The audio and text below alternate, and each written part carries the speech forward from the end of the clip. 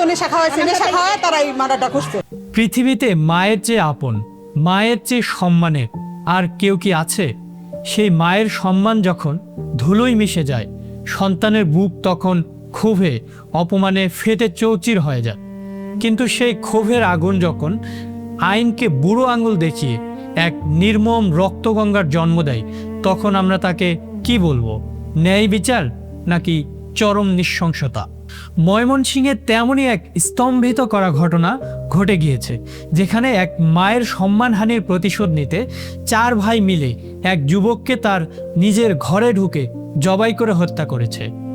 ঘটনাটি ময়মনসিংহ নগরীর Ramakrishna mission road সংলগ্ন 36 বাড়ি কলোনি এলাকার। সকালে চারপাশের মানুষ যখন দৈনন্দিন জীবনের কাজে ব্যস্ত হতে শুরু করেছে, ঠিক তখনই এক ভাড়া বাসায় চলল নৃশংস তাণ্ডব। নিহত যুবকের নাম কাইল্লা রুবেল, বয়স 35 বছর। স্থানীয় মানুষ এবং পুলিশ সূত্রে যে খবরটি সামনে এসেছে তা শুনলে যে কারোরই গা শিউরে উঠবে। অভিযোগ উঠেছে নিহত রুবেল কিছুদিন আগে এক নারীকে ধর্ষণ করেছিলেন, আর এই চরম অপমান ও পৈশাচিকতার কথা জানতে পেরে ভেতরে ভেতরে ক্ষোভ আর ধরে রাখতে পারেনি ওই নারীরই 4 সন্তান।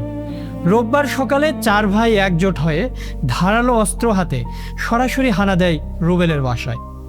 কিছু বুঝে ওঠার আগেই ঘরের ভেতরে ঢুকে রুবেলকে জবাই করে হত্যা করা হয়। ঘটনাস্থলেই নিথর হয়ে পড়ে রুবেলের দেহ। খবর পেয়ে ময়মনসিংহ জেলার পুলিশ সুপার মোহাম্মদ কামরুল হাসান সহ পুলিশের ঊর্ধ্বতন কর্মকর্তারা দ্রুত ঘটনাস্থলে ছুটে যান। ক্রাইম সিন থেকে সংগ্রহ করা হয় রক্তমাখা আলাও। পুলিশ সুপারের স্পষ্ট বক্তব্য, আইন নিজের হাতে তুলে নেওয়ার অধিকার কারো নেই। হত্যাকাণ্ডের পেছনের মূল কারণ এবং ঘটনার প্রকৃত বিবরণ আমরা তদন্ত করে দেখছি। নিহতের বিরুদ্ধে ধর্ষণের যে অভিযোগ উঠেছে সেটিও খতিয়ে দেখা হচ্ছে। তদন্ত শেষে কঠোর আইনানুগ ব্যবস্থা নেওয়া হবে। এই ঘটনায় পুরো এলাকায় এখন থমথমে এক পরিস্থিতি বিরাজ করছে। রুবেলের মরদেহ ময়নাতদন্তের জন্য হাসপাতালের মর্গে পাঠানো হয়েছে। ইতিমধ্যেই পুলিশ এই হত্যাকাণ্ডে জড়িত সজল ও রনি নামের 2 ভাইকে আটক করে জিজ্ঞাসাবাদ করছে। বাকিদেরও আইনের আওতায় আনার প্রক্রিয়া চলছে। ধর্ষণ একটি জঘন্যতম অপরাধ, যার শাস্তি হওয়াটা অনিবার্য।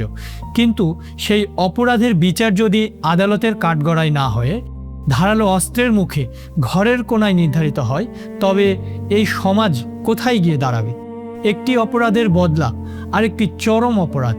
যে মা সন্তানের চোখের মণি, সেই মায়ের উপর হওয়া অন্যায়ের প্রতিশোধ নিতে গিয়ে আজ 4টি তরুণের জীবন ধ্বংসের মুখে। একদিকে মায়ের সম্ভ্রম হারানোর বেদনা, অন্যদিকে সন্তানদের খুনি হয়ে ওঠার ট্র্যাজেডি। এই গল্পে আইন কোথায়? এই সমাজের বিচার পাওয়ার শেষ আশ্রয়স্থল তবে কোনটি? ময়মনসিংহের এই ঘটনা আমাদের আরও একবার ভাবিয়ে তুলল, আমরা আসলেই কি একটি সভ্য সমাজে বসবাস করছি নাকি মগের মূল্যকে?